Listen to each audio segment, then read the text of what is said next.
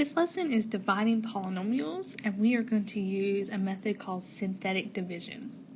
So you're going to hate me because this is the easy method, and you're going to be like, why didn't you just teach us this instead of long division? And I have a reason, and I'll explain in just a minute. But our learning target is I can divide polynomials using long division. Okay, so the only time you use synthetic division is whenever whatever you're dividing by, right here, the leading coefficient is a 1. So as long as there is not a number in front of x, you can use synthetic division. If we were dividing like 2x minus 5, see there's a 2 in front of x, then we would have to use long division. So that's why I teach you both methods. The synthetic division is the easier of the two, but it only works in certain cases, so you have to know how to do long division just in case you ever encounter that.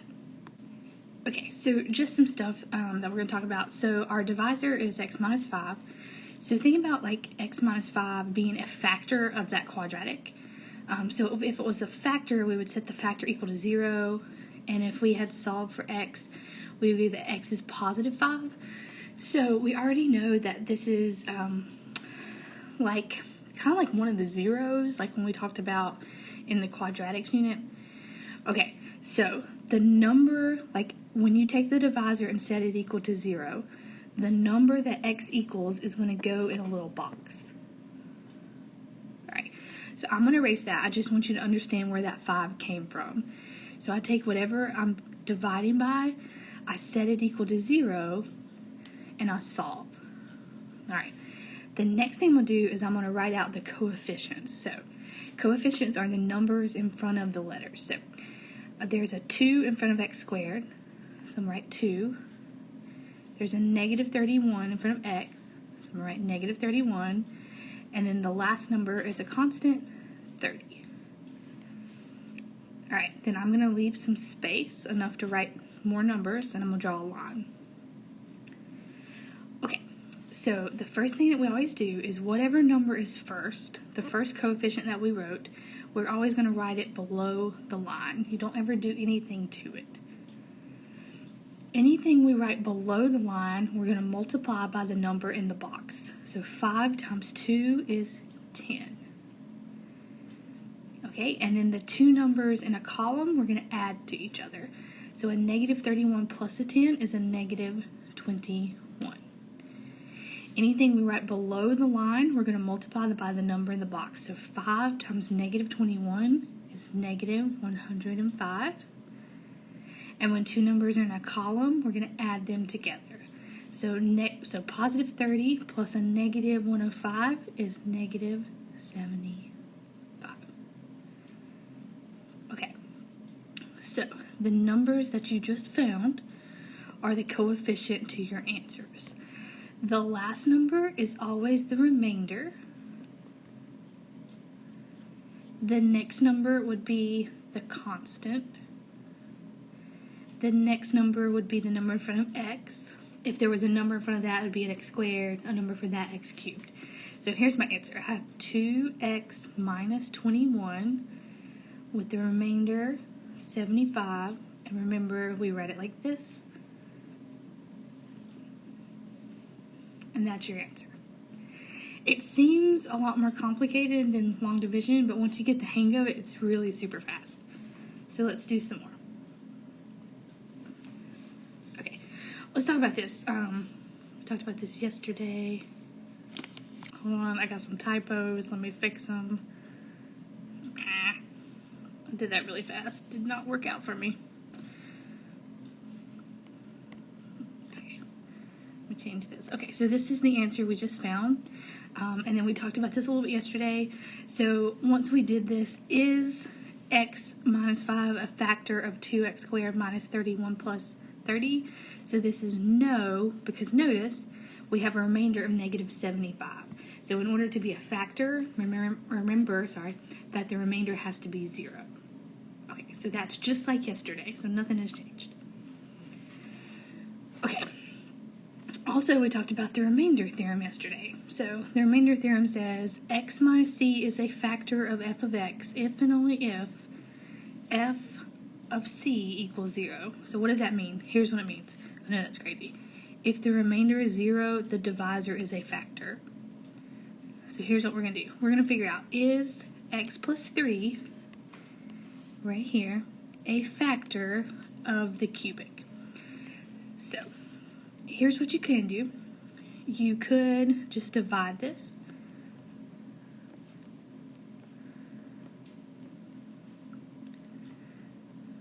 Alright, so I'm going to do synthetic division really fast. You don't have to write this down, just watch what I'm doing and see if it makes sense. And then I'll go over the process in just a minute. I'm going to bring down the 1, I'm going to multiply, I'm going to add. I'm going to multiply, I'm going to add, I'm going to multiply, I'm going to add. So my final answer would end up being x squared minus 4 remainder of 0. So this would be a factor because the remainder is 0.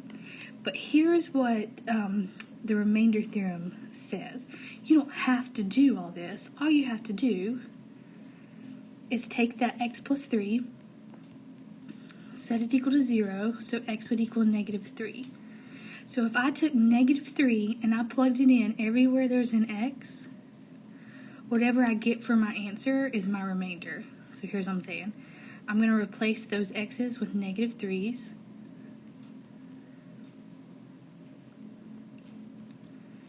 And when I do that, I put that in my calculator, I get 0. So that means 0 was my remainder. So if you wanted to find out if something was a factor, you wouldn't have to do the whole division process. You could just plug it in and see if it actually equals 0. Okay, so now I want you to pause the video and try this.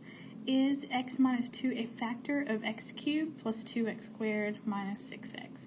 If you're not pausing the video and trying it, you're not learning it like you should.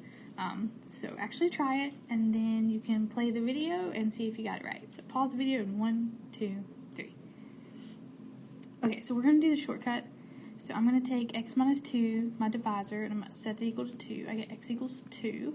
And so I'm going to take the number 2, and I'm going to plug it in everywhere there's an x. So 2 cubed plus 2 squared minus 6, 2. I'm going to put all this in my calculator, and it's going to give me my remainder. So I get 4. So because my remainder is 4, x minus 2 is not a factor. So no. So hopefully you got that right. And now let's look at some more synthetic division problems. So always be aware of missing powers. So when I say missing powers, I'll show you what I mean.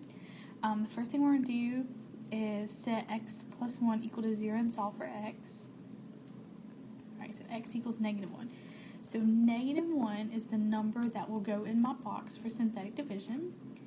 And then I'm going to write out my coefficient. So remember, if I don't see a number, it's an understood 1. Here's a coefficient, here's a coefficient. Okay, but here's the thing.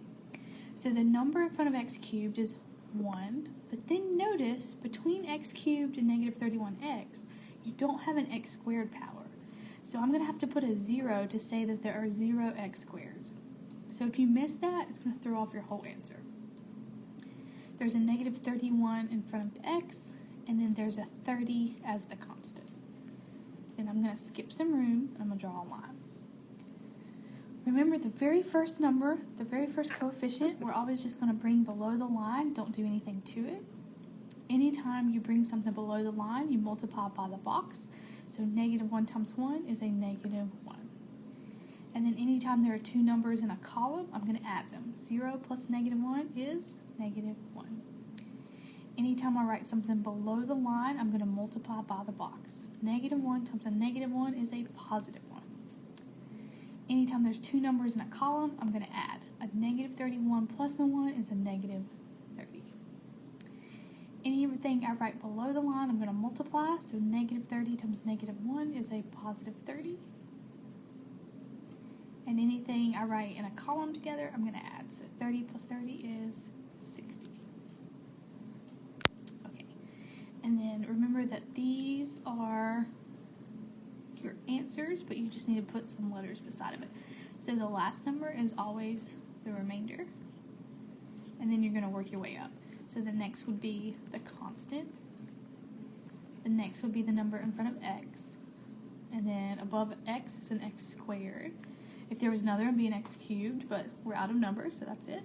So my final answer is going to be x squared minus 1x minus 30, and then we have a remainder of x plus 1.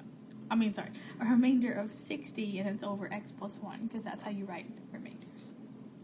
Okay, so this x plus 1 would not be a factor because you have a remainder of 60, so lots of information that you can get just from doing synthetic division.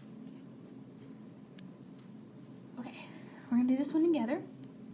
So we're going to take what we're dividing by, and we're going to set it equal to 0. So x equals 5. So the number 5 is going to go in my box. Alright, and then I'm going to list out my coefficients. So remember that we need to check to make sure we don't have missing powers. So the number in front of x to the 4th is 1. Notice there's no x cubed, so 0. The number in front of x squared is negative 1. There is no x term, and then the constant is 5. Alright, we're going to bring down the first coefficient. Don't ever do anything to it. Anything you bring below the line, you multiply by the box. So 5 times 1 is 5. The two numbers in the column, we're going to add. 0 plus 5 is 5. Anytime we bring a number below the line, we're going to multiply. 5 times 5 is 25. Then we're going to add the two numbers in the column. Negative 1 plus 25 is 24. And then I'm going to multiply, and I'm not going to do it in my head because I'm not doing so well. Okay, 120. And then I'm going to add the two numbers. 0 plus 120 is 120. And then I'm going to multiply. 5 times 120 is 600. And then I'm going to add. 600 plus 5 is 605. So here's my answer. We just have to put it together. Last number is always the remainder. Then the next number would be the constant. The next number would be x. Next number x squared. Then x cubed. So my final answer would be x cubed plus 5x squared plus 24x plus 120, and then it has a remainder of 605 over what we were dividing by. And obviously x minus 5 would not be a factor because you have a huge remainder. Only time it's a factor is when the remainder is 0. Alright, I want you to try this one. I want you to pause the video and try, and if you get stuck you can play the video and then you can pause it again if you need to, but try to finish this one through. Be careful on missing powers. Hint, hint, there are 2 missing powers. So pause the video in 1, 2, 3. Alright, first thing we're going to do is set this equal to 0. I get x is equal to negative 1. So negative 1 is going to go in my box. And then I'm going to write out my coefficients. The number in front of x cubed is 1. The number in front of x squared, 0. The number in front of x, 0. The constant, negative 1. Leave some room. I'm going to bring down the 1. Anything I bring below the line, I'm going to multiply. Negative 1 times 1 is negative 1. I'm going to add the two numbers in the column. 0 plus a negative 1 is a negative 1.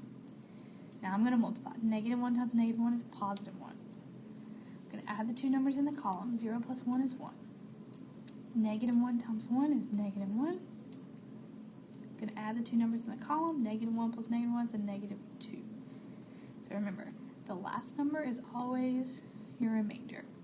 The next number is the constant. Next is x. Next is x squared. So my final answer, x squared minus x plus 1 minus 2 over x plus 1. And remember that the remainder is a negative 2, which means x plus 1 is not a factor. So hopefully you got it right. If you didn't, you can send me a message. You can rewatch the video. You can watch more videos on YouTube. Okay, so here's an EOC problem. This was on the EOC, and it was a short answer question. So what is the remainder when x cubed minus 1 is divided by x plus 2? So remember, 2 ways to do it. You could do it the long way, and you can actually divide it. Okay, so I would put a negative 2 in my box, 1 in front of x cubed, 0, 0, negative 1. Going to bring down my 1, multiply, add, multiply, add, multiply, add. There's my remainder. Or I could just take x plus 2, set it equals 0, x equals negative 2.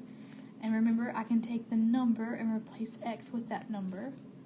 So negative 2 cubed minus 1 is negative 9. Either way, you get the same answer, but using the remainder theorem just gets your answer a little quicker. Okay. So that was synthetic division. Okay.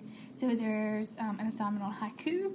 If you are not asking me questions and you have them, that's crazy because I will answer any question you have. And if you have problems, you just need to let me know. We can do more examples. We can watch more videos. We'll figure it out. But you gotta let me know.